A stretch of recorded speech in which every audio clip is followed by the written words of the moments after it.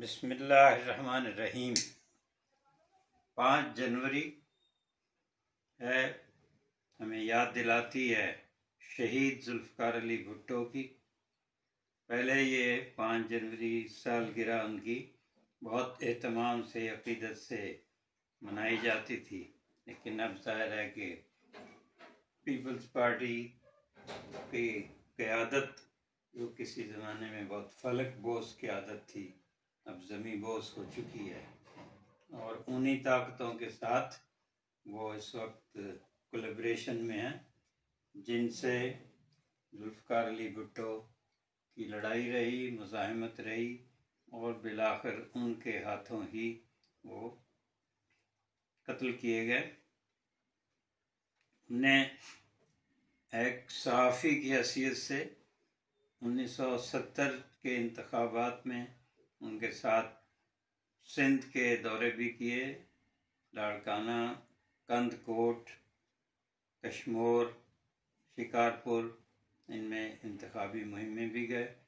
फिर उनके साथ जब वो हुकूमत में आ गए तो उनके साथ बहुत से गैर मुल्की सफ़र भी किए, जिनमें शिमला मुआहदा सबसे ज़्यादा अहम और तारीख़ी मौका है। तो आज हम उनकी सालगिरह के मौके पर कुछ यादें उनकी ताज़ा करेंगे और कुछ किताबें भी जो हमने महफूज कर रखी हैं कि बहुत दफ़ा लिखने में बहुत सी किताबों की ज़रूरत होती है हवाले के लिए। तो इनमें उनकी सबसे पहली थी आज़ादी-ए-मौहूम, जो उन्होंने वज़ारत ख़ारजा से इस्तीफ़ा देने के बाद लिखी थी और ये पाकिस्तान के नौजवानों में बहुत उस वक्त मकबूल हुई थी। मिथ ऑफ इंडिपेंडेंस अंग्रेज़ी में था। और आज भी जो हम हकीकी आज़ादी की बात करते हैं, उस वक्त भी ये थी कि आज़ादी-ए-मौहूम, ये आज़ादी है या नहीं है। उनकी जिद्दोजहद भी इसीलिए थी। ये एक दौर है इनकलाबी तहरीकों का, इनकलाबी का, और 1970 दाएं और बाएं की कशमकश बहुत ज़्यादा ज़ोरों पर थी। अब आसिफ अली ज़रदारी ने सदर की हैसियत से 2011 में एक रेफरेंस फाइल किया, जो सुप्रीम कोर्ट में, जो इफ्तिखार चौधरी साहब के ज़माने में, लेकिन उन्होंने उसको एक तरफ रख दिया था। फिर जस्टिस काजी फ़ायज़ ईसा के दौर में उसको फिर टेकअप किया गया और उसमें ये कहा गया कि ये कानूनी ट्रायल नहीं था, इसमें मुनसिफाना कार्रवाई नहीं हुई। अब इस फैसले से या सुप्रीम कोर्ट की इस राय से ज़ाहिर है कि जुल्फ़िकार अली भुट्टो को तो शहीद हुए भी अब कितने साल हो चुके हैं और वो तो वापस नहीं आ सकते, लेकिन एक कहा जा रहा है कि सुप्रीम कोर्ट ने अपना एक दाग धो दिया। लेकिन सुप्रीम कोर्ट के तो बेशुमार फैसले ऐसे हैं, जस्टिस मुनीर से लेकर अब तक, जो उनके जिससे पूरी सुप्रीम कोर्ट दाग है और कब तक दागदार रहेगी। अब भी कोई उनके फैसले या कार्रवाइयाँ पूरी नहीं कहा जा सकता कि शफ़ाफ़ हैं, कानूनी हैं, आइनी हैं। 26वीं आइनी तरमीम के ज़रिए तो सुप्रीम कोर्ट का वैसे ही हुलिया बिगाड़ दिया गया है। तो जुल्फ़िकार अली भुट्टो ठीक है कि मुतनाज़े शख्सियत भी रहे होंगे, दाएं बाजू ने उनके बारे में बहुत कुछ प्रोपेगेंडा किया है, लेकिन एक नेशनलिस्ट पाकिस्तानी, कौम परस्त पाकिस्तानी की हैसियत से अब अगर इंडियंस ने जो उनके बारे में किताबें लिखी हैं, मज़ामीन लिखे हैं, और ख़ासतौर इस 6 मार्च 2024 के रेफरेंस के बाद फिर इंडिया में चीज़ें लिखी गई, तो उसमें जिस तरह वो एक उसे अपने इंडिया के ख़िलाफ़ सबसे बड़ा एक वो नक़ाद क्लेफर कहते हैं कि जज्बाती भी थे इंडिया के ख़िलाफ़, और पाकिस्तान के लिए उन्होंने बहुत कुछ जो है ऐसी चीज़ें की। अब आप याद करें कि पाकिस्तान एक सरज़मीन बे आइन थी, उसको उन्होंने 1973 का आइन बड़े बड़े मुखालिफिन को भी उसके लिए कायल किया, और उस पर वली ख़ान, गौस बख्श बजिंजो, मौलाना मुफ्ती महमूद, इन लोगों के दस्तखत थे, मौलाना शाह अहमद नूरानी। तो ये सब इनका सबसे बड़ा कारनामा आइन 1973 की मंजूरी है पार्लियामेंट के ज़रिए। और दूसरा है कि उन्होंने इंडिया के एटमी प्रोग्राम के मुकाबले में मुल्तान में साइंसदानों की कॉन्फ्रेंस बुलाई, और वहीं ये फ़ैसला किया कि हमें एटमी प्रोग्राम शुरू कर देना चाहिए, जिसके लिए डॉक्टर अब्दुल कदीर ख़ान, एक और हमारे मोहसिन पाकिस्तान, वो उनके खुद आए, अपनी बहुत बड़ा सारा तहकीकी सफ़र और मुलाजमत छोड़कर, कि पाकिस्तान को अंदर से महफूज करना है, एक एटमी ढाल उसको देनी है। और किस किस मुश्किलात से क्या क्या जो है इनको भुगतना पड़ा। शहीद जुल्फ़िकार अली भुट्टो को तो हेनरी किसिंजर ने लाहौर में एक तकरीर में कहा था कि we will make an horrible example out of you, अगर आपने एटमी प्रोग्राम नहीं रोका। और फिर उन्होंने हेनरी किसिंजर ने उनके साथ जनरल ज़िया के साथ मिलकर उस वक्त की इस्टेब्लिशमेंट के, उन्होंने फिर उनको अपने समझ में अपनी फ़हम के मुताबिक तो बनाया इबरतनाक मिसाल, लेकिन वो एक शहीद की हैसियत से लोगों के दिलों में घर किए हुए हैं।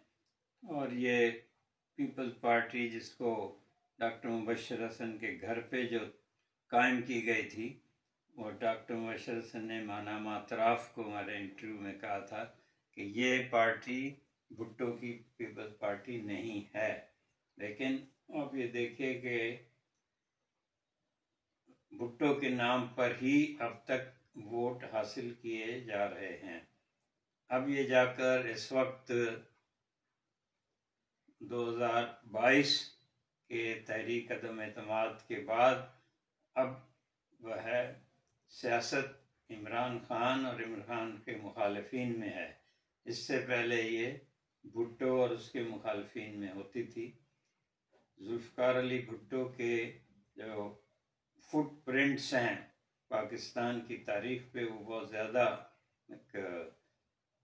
पुख्ता हैं और हमेशा याद किए जाएंगे, क्योंकि आइन याद दिलाएगा, उसके बाद इस्लामी सरबराह कॉन्फ्रेंस का जो इनेकाद था वो याद दिलाएगा, और ऐसी इस्लामी सरबराह कॉन्फ्रेंस दोबारा मुनक़िद नहीं हो सकी जिसमें शाह फैसल, अनवर सादात, गद्दाफ़ी, हाफिज़ुल असद बिन मदियन, बहुत बड़े बड़े लोग जो थे इस्लामी तारीख़ के, आलम इस्लाम के, वो उसमें उन्होंने शिरकत की।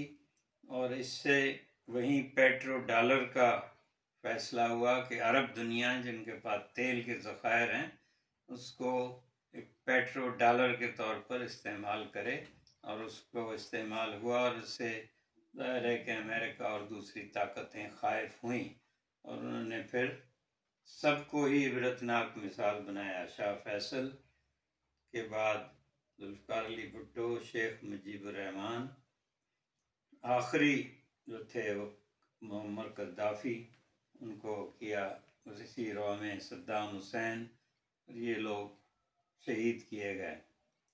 और अब आप इस वक्त हम तजर्बा कर रहे हैं कि फ़लस्तीन में, गज़ा में जो कुछ हो रहा है, रोज़ाना कत्लेआम, उसमें इस्लामी मुमलिकतें कुछ नहीं कर पा रहीं। हालांकि एक एटमी ताकत भी मौजूद है आलम इस्लाम में। बड़े बड़े बादशाह हैं, बहुत बड़े बड़े अमीर हैं, पैसा है जो जिनकी वजह से अमेरिका बरतानिया की मईशतें चल रही हैं, लेकिन सियासी तदब्बुर, सियासी ताकत नहीं है आलम इस्लाम के पास, जिसके लिए हमारे जुल्फ़िकार अली भुट्टो ने लाहौर में इस्लामी कॉन्फ्रेंस मुनक़िद की थी। हमें भी उसमें सहाफ़ती कवरेज का मौका मिला था और हमें सबसे ज़्यादा खुशी ये है कि यासिर अराफ़ात का इंटरव्यू भी उन्हीं दिनों में किया गया था।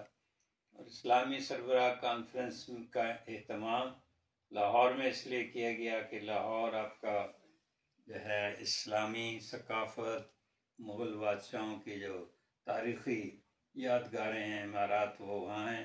लाहौर एक हमेशा से सकाफ़त का, तारीख़ का मरकज़ रहा है।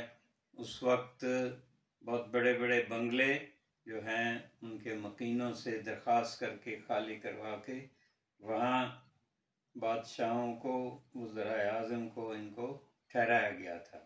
ज़रा यासिर अराफ़ात साहब का इंतज़ाम साबिक़ वज़ीर आज़म फ़िरोज़ ख़ानून की कोठी में किया गया था। हमारी मुलाकात उस वक्त मलेशिया के वज़ीर आज़म तनको अब्दुल रज़ाक से भी हुई। वो भी इसी तरह किसी बड़े कोठी में ठहराए गए थे। तो ये है। उसके बाद उन्होंने जो सिक्योरिटी काउंसिल में 1965 की जंग में तकरीर की, वो आज तक पाकिस्तानियों को भी याद है और हमारे इंडियंस ख़ास तौर पर उससे बहुत घबराते हैं। तो उसने कहा था कि हम कश्मीर के लिए we will fight for 1000 years। तो अंग्रेज़ी पे जो उनका अबूर था और अंग्रेज़ी में जो उनके आर्टिकल्स, किताबें, और उन्होंने एक ख़त भी उनका है जो कायदे आज़म को उन्होंने लिखा था, वो 2 कौमी नज़रिए के हवाले से। और फिर आखिरी कोशिश जो है उनकी, हम जुलाई 1977 मुज़ाकरात के दरमियान ही उन्होंने एक दौरा और तेज़ रफ्तारी से किया था। दुबई, अबू धाबी, सऊदी अरब, लीबिया, कुवैत।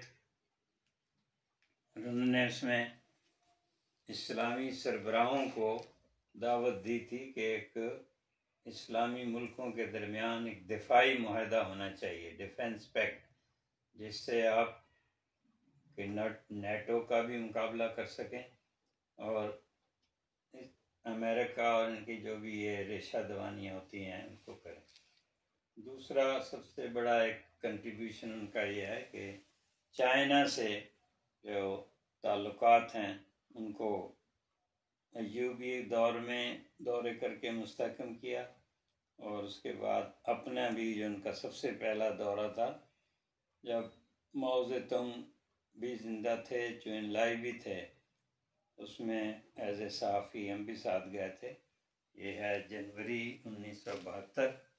तो उसमें पाकिस्तान और चाइना की जो दोस्ती फिर मुस्तहकम हुई।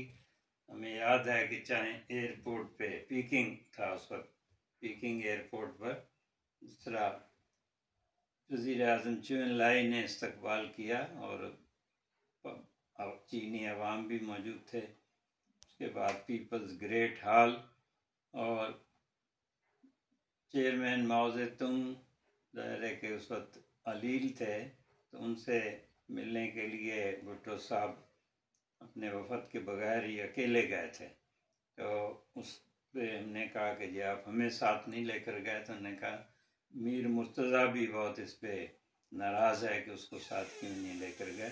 तो ये जो है ना, तो है कि यादगार दौरे हैं। और चाइना के इस दौरे के बाद दोबारा भी जुल्फ़िकार अली भुट्टो गए और उनकी वो चेयरमैन माओ ज़ेतुंग से मिलने वाले आखिरी गैर मुल्की सरबराह थे। ये भी हिस्ट्री में लिखा गया है। और जब उन्होंने वज़ारत ख़ारजा से इस्तीफ़ा दिया तो पाकिस्तान में बहुत नौजवान उनके साथ होते गए, बहुत ही अकीदत थी। और अभी इस वक्त हम उन्हें याद करते हैं कि वो पहले और आखिरी सिविलियन थे जिनको पूरा इक़्तिदार इस्टेब्लिशमेंट ने मुंतकिल किया, इस हद तक कि वो उन्हें चीफ मार्शल एडमिनिस्ट्रेटर भी बनाया गया। उस वक्त मुल्क पर लीगल फ्रेमवर्क ऑर्डर LFO के तहत मुल्क चलाया जा रहा था। कोई आइन नहीं था और कोई दूसरा स्ट्रक्चर नहीं था। उसके तहत जब चला रहे थे तो सारी चीज़ें याह्या खान के पास थी, प्रेसिडेंट याह्या खान, जनरल याह्या खान। तो वो सारी चीज़ें जुल्फ़िकार अली भुट्टो उनको मुंतकिल की गई, जिसमें आर्मी कमांडर इन चीफ भी, चीफ मार्शल एडमिनिस्ट्रेटर, सदर, चीफ एग्जीक्यूटिव, सब कुछ। तो उसके बाद मुल्क को उन्होंने, ज़ाहिर है कि उस वक्त जो एक मायूसी थी इतने बड़े सरेंडर के बाद, और उन दिनों में वो तस्वीर जो है जनरल नियाज़ी की सरेंडर डॉक्यूमेंट पे दस्तखत करते हुए वो बार बार फिल्म दिखाई जा रही थी, तो उस मायूसी से निकाला। और 5.5 साल की हुकूमत में वो बहुत कुछ कर गए जो कि फ़ौजी हुकूमतें 10-10, 11 साल में भी न कर पाईं। और 51 साल की उम्र में ही वो दुनिया से रुखसत हो गए। तो उनका 1957 से दौर जो शुरू हुआ है वो उनके शहादत तक फिज़िकली जारी रहा, और उसके बाद अब तक जारी है। कि देखिए कि हम भी जब आज इनको याद कर रहे हैं तो कितने उनके हवाले, कितनी किताबें, और ये सारी किताबें तो हमारे पास नहीं हैं, वो भी मौजूद हैं। तो एक अजीम शख्सियत को याद करना और उनके कंट्रीब्यूशन, उनके खिदमात को, ये तारीख़ की खिदमत है। और उन्होंने एक इंटरव्यू में ली मॉन फ्रांसीसी अखबार, उसका हमने अपने लाड़काना से पीकिंग, उर्दू में भी किताब है, हमारी अंग्रेज़ी में भी, उसमें ज़िक्र किया है कि उन्होंने ये कहा था कि I would like to be crushed by military rather by history. तो देखिए, क्रश तो किया मिलिट्री ने, लेकिन वो आज तक हिस्ट्री में उनका एक मकाम है, एक उनकी ज़िंदगी है, और वो उनकी ख्वाहिश भी यही थी कि मैं तारीख़ में ज़िंदा रहूं। बहुत शुक्रिया।